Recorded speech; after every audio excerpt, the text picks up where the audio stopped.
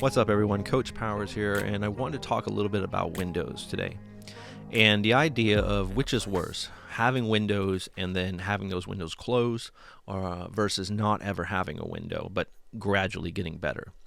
A lot of my clients have windows, and I see how much the bounce back, effect bothers them. Meaning they have a week or so, a few days, a week, 2 weeks, a month of a great window, which is usually really fascinating to me because they could be deep in withdrawal symptoms and things, and for a few days, few hours, sometimes a month, they report having almost 100%, back to normal, being 100% better, or 90%, or somewhere really high up there. Just like, wow, I thought I was done.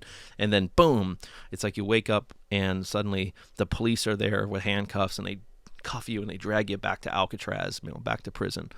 And that bounce back effect of that is devastating. It's soul crushing. And you start to panic again. And again, anytime that hyper emotion comes into play, when you start to panic and you start to feel, oh my God, I'm back in it. No, that emotion sends that message, a distress signal to that hypothalamus. Hypothalamus initiates cortisol, adrenaline, cortisol rushes through your body, a bunch of physiological changes, more suppression of serotonin, more suppression of GABA, dopamine, oxytocin, serotonin.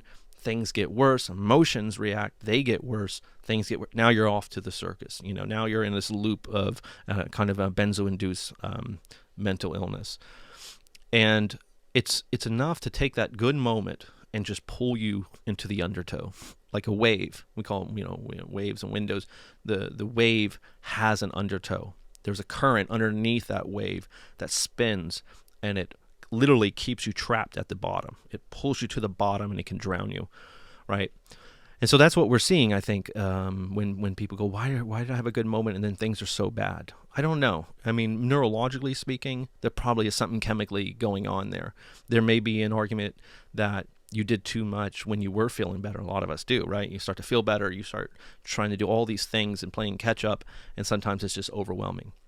In another video, I talked about neurological weather. Does that play a part? Oftentimes it does, right? But what do you think is worse? Having windows, let's say a week, a month, and getting pulled back under for a period of time, versus if you never had a window, but you slowly kept getting better. Let's say 1% every week, right? That's not very much. That was pretty much my story. I never had a window. I would say about 1% better a week, right? So in a year, I was 50%, 52% better, or something. I mean, it might have been less than that, actually, because it took me 2 to 4 years to heal. So maybe 0.5% a week.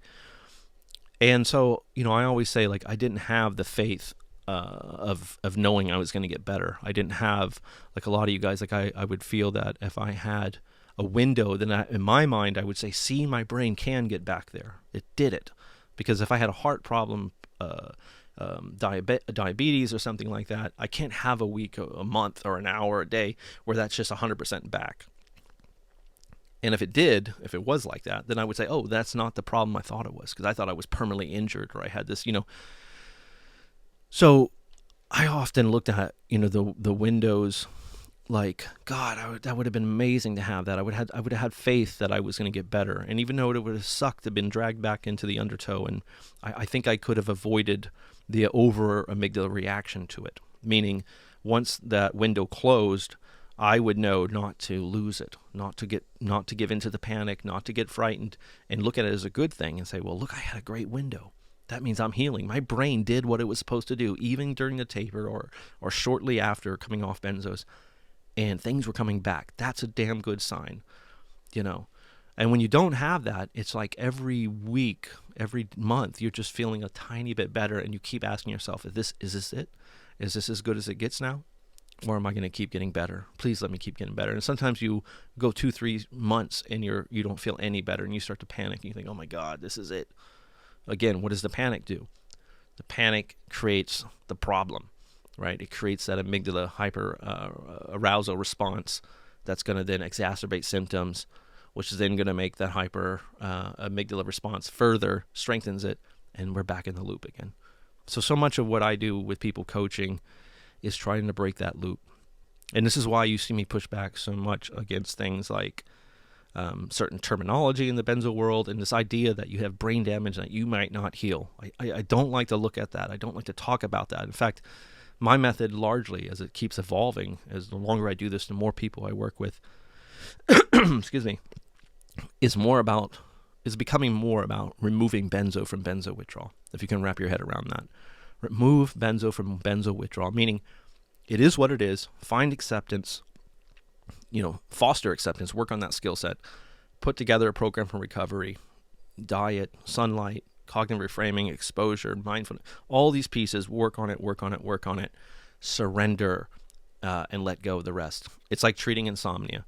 My friend Coach Daniel put out a book, Set It and Forget It. I think it's brilliant, meaning set your alarm, forget everything else, let go. It is the act of resistance.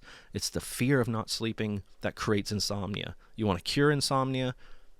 Learn how to not fear sleep, and learn how to be okay with not sleeping, and befriend wakefulness, as he often says. So I say befriend the benzo process. Befriend it. It's brilliant.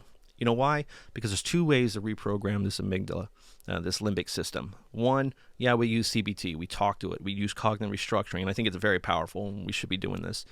We're telling it what it needs to hear, because the limbic system is predisposed to paint everything in the darkest, ugliest, most fearful colors, right? So that's not accurate either. So you feel you won't heal, but that's not accurate. It's not probable.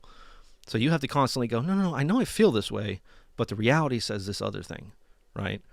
So it's a process of letting go of and getting out of the way to a point as well, right? So you have that talking. The second part, mindfulness, is sort of getting out of the way, right? And that's the part that's more hardwired into the limbic system. That's what it's always known. Meaning the limbic system is always listening to your environment. It's always scanning your body, your environment, everything. It's looking for danger. It's looking for signals of danger. More importantly, it's looking for signals of danger. And if you get quiet, if you can just get out of the way and be present and just be here, the body will the limbic system will realize, well, I don't see any danger. There's no grizzly bears, no fires, I guess I'll calm down then, right? And this is true with insomnia, same phenomenon here. Well, I'm going to get way deeper into this, and the connection between insomnia and benzo recovery, because there's such a fundamental, they share the same demon, the same heart, the same recovery path there, largely. So even for insomnia, if you can just stop thinking about it, stop worrying about it, stop talking about it, if you can just get out of the way, that limbic system will run its scan and say, I don't see any danger, and that sleep drive will come back full force. And sometimes it can be very quickly. I mean, you can be sitting there wide awake and 10 minutes later be asleep, if you can get out of your own way. Very tough to do. I'm just giving you the basis of this. Now, the hard work is, Dave, how do you get out of your own way? How do you do all these things? Sure, we can get into that later. That's what coaching's for. That's what therapy's for, and things like that. I'm just explaining the mechanism here a little bit, right? So take benzo out of benzo recovery. That's a pretty big deal. All right, well, anyway, guys, some thoughts there. Talk to you soon. Bye.